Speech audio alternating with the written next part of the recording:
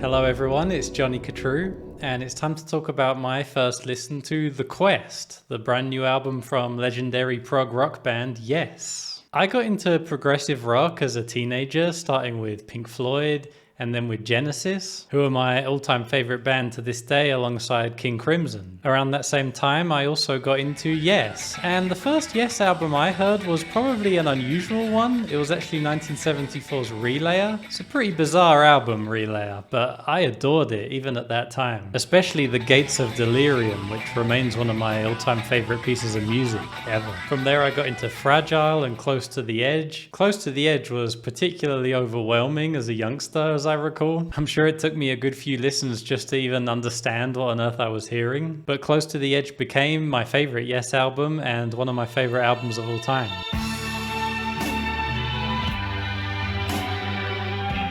This is prog rock at its most glorious, unmatched levels of beauty to me, and the sheer thrill of music. The band really reached for the stars and actually touched them more often than most. The lineup on Close to the Edge is often said to be the classic lineup of the band, including my all-time favorite drummer, Bill Bruford, the late great Chris Squire on bass and backing vocals, and guitar master Steve Howe, who is the only member of the band that remains in the lineup today. Yes, have released a huge number of albums since those days, with many lineup changes over the years. Their most successful and well-known album would be 1983's 90125, with its massive hit single Owner of a Lonely Heart. But personally, I've always preferred the lost Yes album of 1980, Drama, which I think signaled a possible direction the band could have gone in the 80s instead of the new wave direction they ended up going in. It was way more of a bouncy yet 80s styled form of what Yes were already doing at that point. And it also happens to be the only Yes album until 2011 to not include John Anderson on vocals. Instead, the band was joined by Trevor Horn and Jeff Downes of the Buggles, you know, who did Video Killed the Radio Star. And of course I bring this up because I believe that Drama shows that great Yes music can be made with an unorthodox lineup of the band.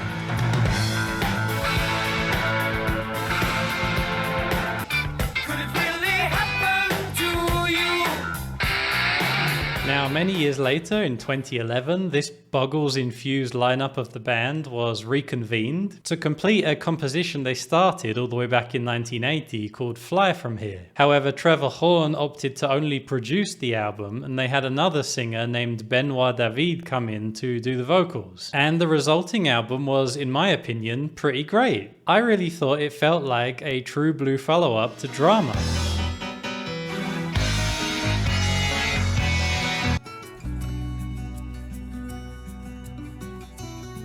Oddly, you can only hear this album in its reconfigured Return Trip format now on Spotify, on which Trevor Horn replaced all the vocals with his own. It's kind of strange that. I don't know why he didn't just record the vocals himself in the first place. I thought Benoit David did a great job on the original, but Trevor Horn's vocals sound good too. In any case, following the Fly From Here tour, Benoit David was kicked out of the band, and although we all would have liked to see John Anderson return to the band at this point, instead he was replaced with John Davison, who remains with the band to this day. Both Trevor Horn and Benoit David, when singing for Yes, were accused of sounding too much like John Anderson, but I personally felt they did bring some of their own style to the music. John Davison, however, his vocals do come off to me very much like an aping of John Anderson, to the point where at times it has made me feel a little bit uncomfortable. Nevertheless, I was excited when in 2014 the band announced a brand new album called Heaven and Earth. I figured the rest of the lineup is the same, so I should expect something of at least similar quality to Fly From Here. But I should have understood that perhaps without Trevor Horn at the helm, the band was now floating without direction, unless this new guy John Davison could pick up some of the slack. Well, for me, Heaven and Earth turned out to be a lifeless, boring,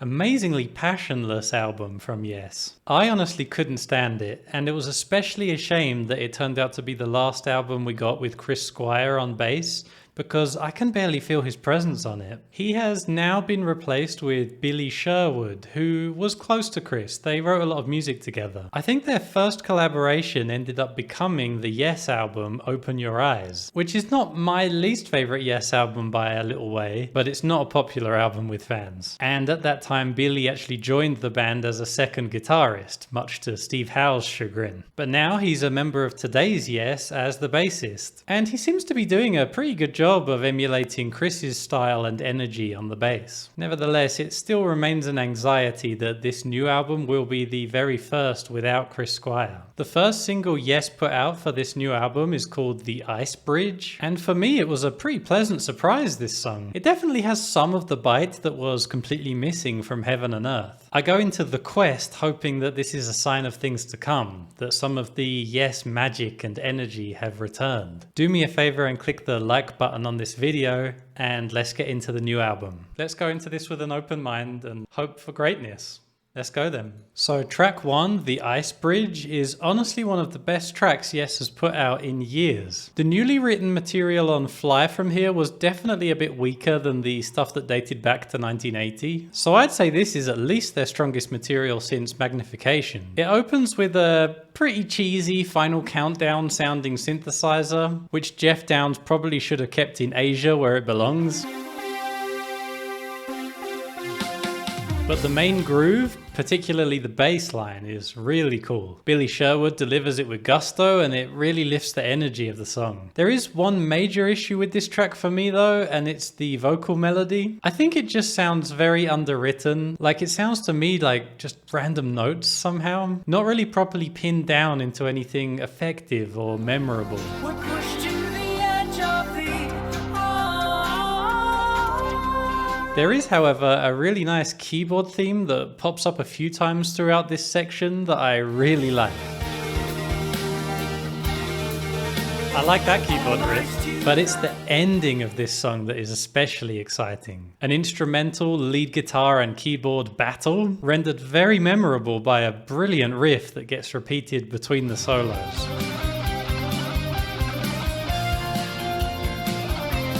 I would say this is some of Steve Howe's best guitar playing in years. It actually has some energy in it which could not be found anywhere on Heaven and Earth.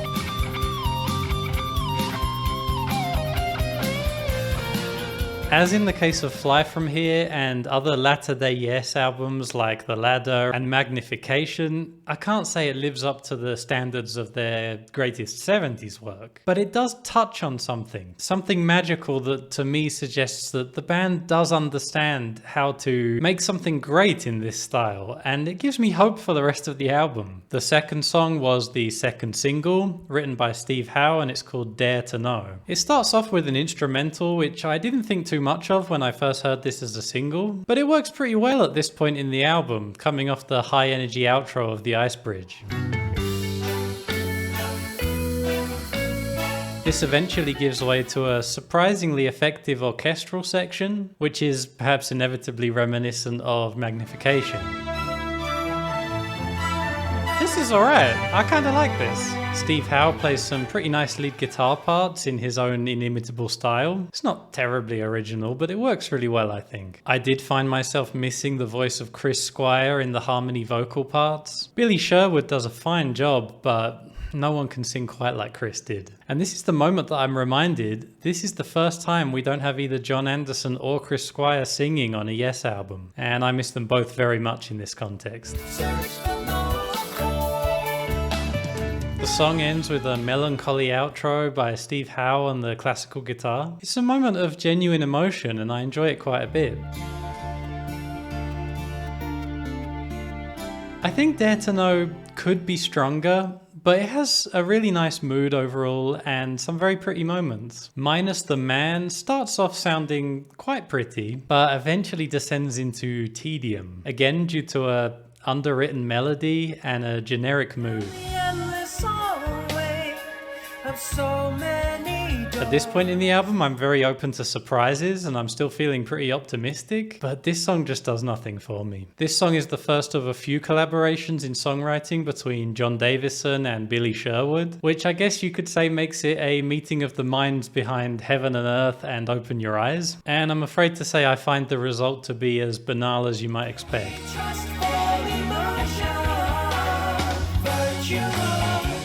Track 4 is titled Leave Well Alone. It's another Steve Howe composition and it's the longest song on the album. I'm afraid it doesn't start well for me, with a lame funk groove and 80s synth stabs that in my opinion have no place on a Yes album.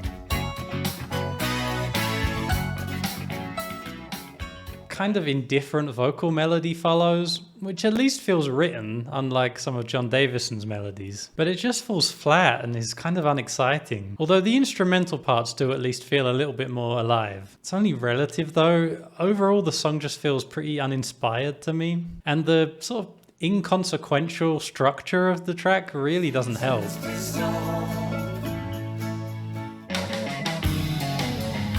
The song ends with what seems to me to be an attempt at another worm, you know, from the classic Yes album track, Starship Trooper. A big ending that builds around a loop of guitar chords. But to say this lacks the energy of Worm would be an understatement.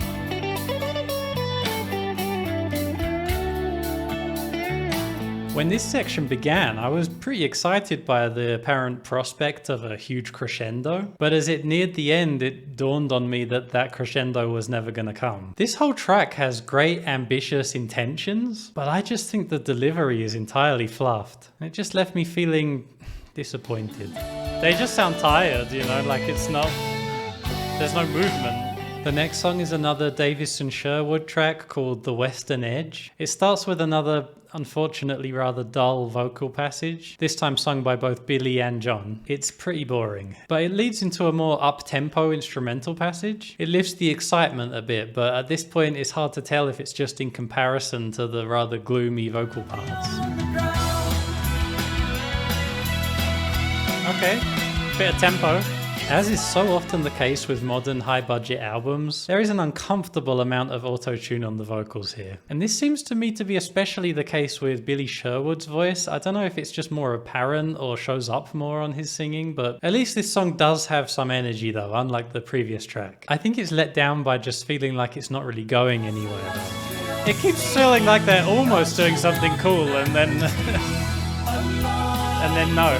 John Davison composed track 6 alone. It's called Future Memories. Some pretty nice guitar chords open the track, and John sings the melody with feeling. I think it works pretty well. All I seek to find through universal. There's something about the chords he's using and the melancholy of the melody that kind of reminds me of something Steven Wilson would do. For better or worse, I guess. I do enjoy that style, and I think the verses in this song are especially good. Not too sure about the chorus though. I think it lets the song down a bit for me. Without you, from this moment forward. I definitely preferred this song to the previous 3 tracks. I guess I just feel he fluffed the landing a bit with the hook. Track 7 is called Music to My Ears. It was written by Steve Howe, and this one was a tough one to get through.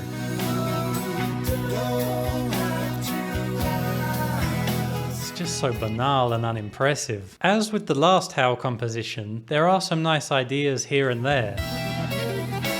I like that little lick.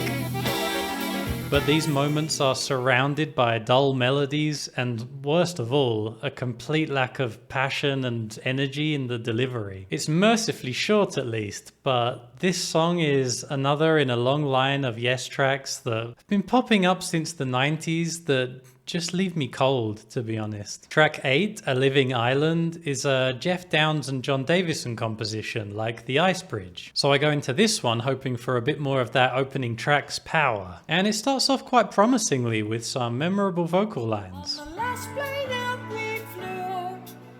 Quite nice vocals there. The song seems to plod on though for long stretches where it feels like nothing's really happening, and more of the melodies that feel like just random notes start to pop up for me again. You know, a seemingly drum and bass influenced rhythm starts to come in at certain points in this song. It makes for some fairly interesting moments. Hold on, what's going on here? It's pretty subtle, but it's enough to wake me up from the dullness that was happening beforehand. Unfortunately, it doesn't really go anywhere past that, and I end up feeling the song is, on the whole, pretty unmemorable. It really comes nowhere near the excitement of the Ice Bridge, and at 7 minutes long, really outstays its welcome. And apparently this is the end of disc 1, and the last 3 tracks seem to make up disc 2. I'm not really sure what the point of this is though. The album's 60 minutes long, it fits on one CD, and on vinyl the second record begins with Music to My Ears, so I'm not really sure what's going on there. The last 3 songs are all Steve Howe compositions, with track 9, Sister Sleeping Soul, being a Howe and Davison collaboration. And the Indian tabla in the introduction of this song makes for an interesting change in timbre from the rest of the music on the album. The vocal melody in this one is, again, pretty banal. Melodies like this to me really aren't much of an improvement over what was going on Heaven and Earth, but at least this one feels somewhat written and has a bit of feeling in it. Jeff Downes unfortunately again uses some keyboard sounds that I really think should stay in Asia.